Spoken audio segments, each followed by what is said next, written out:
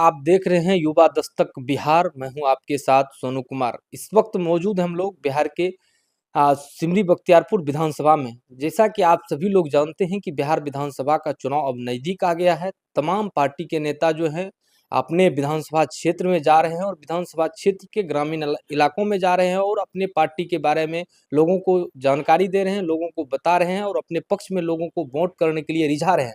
उसी क्रम में हमारे साथ बात करने के लिए जनसुराज पार्टी के सिमरी बख्तियारपुर विधानसभा से संभावित उम्मीदवार है शमीम अनवर साहब जानकारी लेते हैं और इनका परिचय भी करवाते हैं और यह अपने पार्टी को लेकर क्या कुछ कह रहे हैं, जनसुराज पार्टी के बारे में क्या कुछ कह रहे हैं, इन सभी चीजों की जानकारी आपको देंगे। बाकी सबसे पहले आपका स्वागत है सर। शुक्रिया, बहुत बहुत शुक्रिया आपका सोनू बाबू। क्या कुछ कहेंगे सर? लगातार देख रहे हैं आप लोगों के बीच जा रहे हैं, जनसंपर्क कर रहे हैं और अपने पार्टी के बारे में, जनसुराज के बारे में लोगों को बता रहे हैं। क्या कुछ फीडबैक मिल रहा है जनता का? फिलहाल तो हम लोग जहाँ भी जा रहे हैं समझ लीजिए कि सिर्फ जनता का की जो समस्याएं हैं उसको समझने की कोशिश कर रहे हैं। जी उनसे मिल कर के जो बेसिक जी प्रॉब्लम्स हैं जी उनको हम लोग आंकने की कोशिश कर रहे हैं। और सच मानिए तो बिल्कुल पिछले 30 साल से अगर देखा जाए तो कुछ बदला नहीं है। जो पहले था वही दशा अब भी है। जी अगर हम अपने क्षेत्र में सिमरी बख्तियारपुर विधानसभा की विशेष रूप से बात करें तो 1/3 आबादी आज के साथ जो बांध के भीतर रहती है जी उसको रहने भूमिहीन लोग हैं, बहुत अधिकतर लोग। जी ज़्यादातर ज़मीनों पर दबंगों का कब्जा है और कई सारे स्पेशली छोटी जातियाँ जो हैं उनको आज यहाँ पे है, कल वहाँ पे है, कभी बार यहाँ से हटा देते हैं। तो जी जहाँ पे वो छोटा-छोटा घर बनाते हैं वो बहुत आपको मैं चाहेंगे तो मैं गया हूँ, जैसे झारा पंचायत की बात करें, नोकचा की बात करें, कल हम लोग कबीरा ढाब गए, अलानी में गए, घोकसम में गए हम लोग। जी तो उस तरह के जितने भी एरिया में बांध के भीतर खास करके गए तो वहाँ पे बहुत अधिक समझिए शोषण है बच्चों लोगों का। जी ऐसी हालत होती है कि कोसी जब आती है तो बाढ़ के समय में घर को बहा के लेके चले जाते हैं। जी तो अभी फिलहाल हम जो बेसिक मूल जो समस्याएं हैं जी उनको समझने की कोशिश करते हैं। जैसे अगर मुख्य रूप से सिमरी बख्तियारपुर की बात करें जी तो जो शिक्षा की व्यवस्था है जी बहुत ही दयनीय है। जी स्वास्थ्य व्यवस्था में अगर आपको एक छोटा सा कुछ हो गया, मतलब यहाँ तक के मजाक में लोग कहते हैं कि सर दर्द हो गया तो सहरसा रेफर कर देंगे, सहरसा वाले दरभंगा रेफर कर देंगे या बेगूसराय जी रेफर कर देंगे। तो शिक्षा की व्यवस्था या स्वास्थ्य की व्यवस्था की बात करें जी तो बहुत ही चरमराई हुई है, जिसका काफी कोई दयनीय स्थिति है। बहुत ही दयनीय स्थिति है। इसी को अभी फिलहाल हम लोग समझने की कोशिश कर रहे हैं, लोगों से बातचीत कर रहे हैं, लोगों की मानसिकता को समझने की कोशिश कर रहे हैं कि इस दयनीय स्थिति में भी जी वो लोग क्यों किसी विशेष व्यक्ति को या विशेष जी परिवार को पिछले 50 साल 60 साल से ही जी देखेंगे। तो अगर सिमरी बख्तियारपुर में ही अगर देख लीजिए जी तो केवल 2 परिवार ऐसे हैं जिनको सब लोग वोट करते रहे, चाहे जी इसको करें, कुछ लोग इसके इनके हम्म, सपोर्टर हैं, कुछ लोग उनके सपोर्टर हैं। जी तो वो भी जानने परिवारवाद की का कोशिश कर, राजनीतिक। हाँ, परिवारवाद भी कह लीजिए या जी व्यक्तिवाद भी कह जी लीजिए, जी वो भी है। कोई ज़रूरी नहीं कि परिवारवाद ही हो, व्यक्तिवाद भी है। जिनका वर्चस्व है जी वही चला रहे हैं। तो ये भी जानने की कोशिश कर रहे हैं कि जनता क्यों उन्हीं को वोट देते आ रही है। जी क्या लगता है सर, सिमरी बख्तियारपुर विधानसभा के लोग जो हैं जिनको मूलभूत सुविधा होना चाहिए उनसे कहीं ना कहीं वो वंचित है? अ, देखिए आमतौर पे वही होता है जब अगर किसी भी पॉलिटिकल पार्टी को आपने किसी ने आपको गुलाम बना रखा है जी तो मेन मेन होता है कि अगर दिमागी तौर पे आपके के अंदर कोई बस गया है जी और उसने आपको कभी भी न पढ़ने दिया, जी न कभी कोई सुविधा दी, जी फिर भी आप उसके गुलाम बने हो, उसका कारण वो यही वजह है कि वो लोग पढ़ने देना नहीं चाहते। जी जानकारी के अभाव में लोग क्या होता है, लोग नेताओं को भगवान मान लेते हैं जी या उस तरह की चीज़ें मान लेते हैं जो जी उनके छूत से परे होती है। जी तो अक्सर देखेंगे कि नेता लोग जो हमारे अगर अपने विधानसभा या सहरसा क्षेत्र की बात करें तो इलेक्शन के टाइम में 15 दिन जैसे भगवान का दर्शन होता है ना, जी वैसे ही उन लोगों का दर्शन होता है। जी तो वो आते हैं लोगों का जो मजबूरियां होती हैं उसका फ़ायदा उठाते हैं। 200 400 500 हज़ार 2000 रुपया दे करके, और जनता चूंकि इतनी त्रस्त होती है, गरीबी इतनी ज़्यादा है कि 1000 2000 में वो लोग खुश हो जाते हैं कि माई बाप आए हमारे, हम्म, 1000 2000 दिया। जी तो वो चीज़ जो होती है उसकी वजह से जनता को भी कोई समझ में नहीं आता है कि वो करे क्या। जी और नेता लोग ये मान गए हैं कि वोट जी हमको दीजिएगा या उनको दीजिएगा। जी तो दो धड़े में बटा हुआ, तो कभी ये जीतते हैं तो कभी वो जीतते हैं, जी इसके अलावा कुछ होता नहीं है। तो नेताओं को कुछ काम करने की आवश्यकता ही नहीं।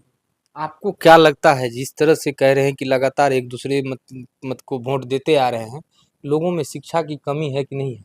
शिक्षा की बहुत ज़्यादा कमी है। लोग अपने वोट के अधिकार को जानेंगे तभी तो बदलाव कर पाएंगे। एग्जैक्टली तो प्रशांत किशोर देख लीजिए या जनसुराज की जी जो पदयात्रा थी अगर देखा जी जाए तो प्रशांत किशोर ने सबसे बड़ी सफलता जो मैं उनकी कहूँगा, जी, वोट, इलेक्शन वो अलग सी बात है। जी, बहुत हद तक लोगों को उन्होंने जी। जानकार बना दिया है, जागरूक बना दिया। जागरूक बना दिया है। जी, वोट का जो हक होता है, जो वोट का पावर होता है, जी, उन्होंने लोगों के बीच जा करके उनको बताया है कि आपके वोट की अहमियत क्या है, आपके जी, वोट की करोड़ों की अहमियत है।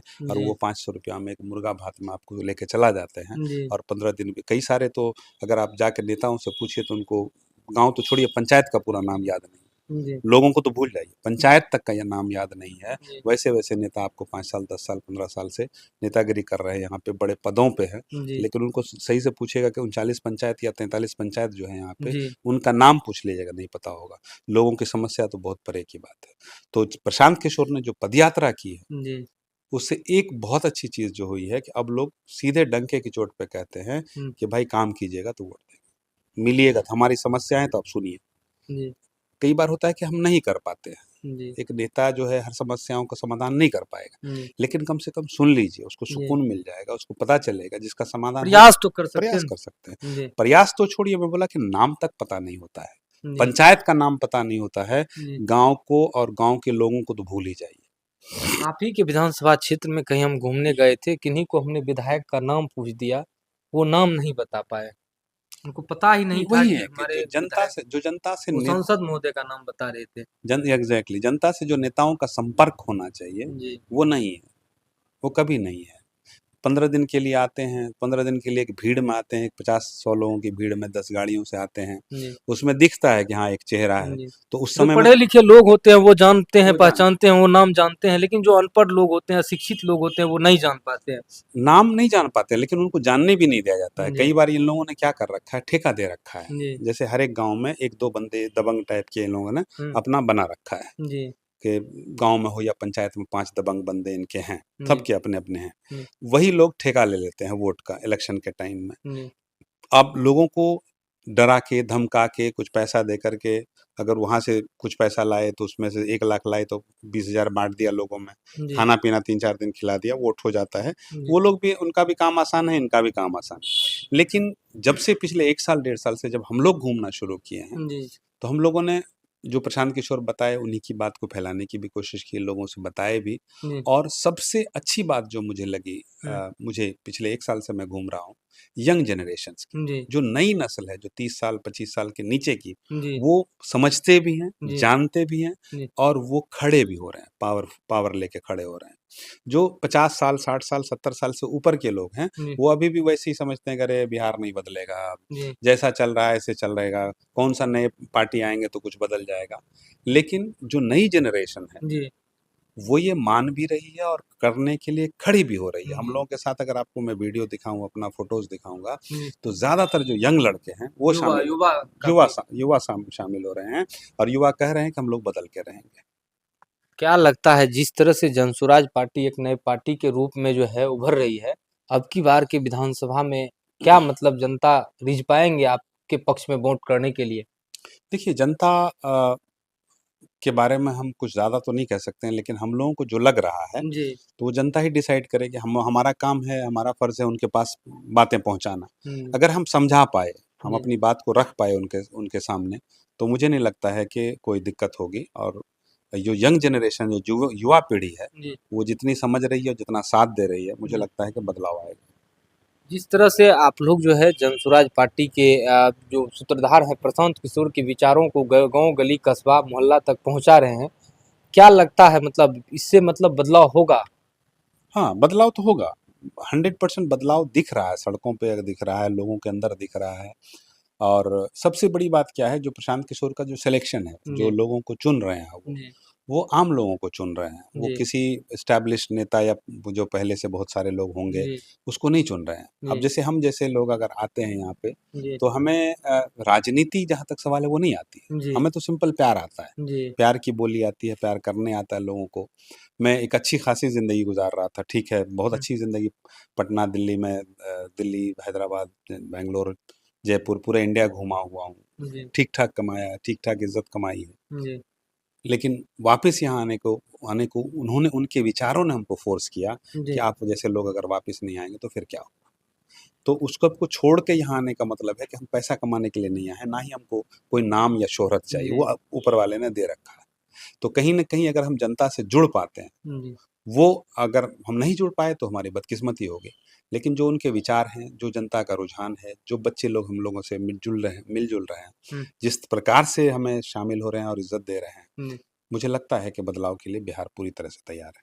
आप देख रहे थे हमारे साथ जो हैं शमीम अनवर जी थे। यह जो है जनसुराज पार्टी के कार्यकारिणी के सदस्य हैं प्रदेश के। यह सिमरी बख्तियारपुर विधानसभा से विधायक के संभावित उम्मीदवार भी हैं जनसुराज पार्टी के। आप देख रहे हैं हमने विभिन्न मुद्दा पे चर्चा किया कि जिस तरह से जनसुराज पार्टी के तमाम नेता जो है एक्टिव हो गए हैं विधानसभा के चुनाव को लेकर के, लगातार ये लोग जनता के बीच जा रहे हैं। अलग-अलग तरीके का फीडबैक मिल रहा है इन लोगों के पास।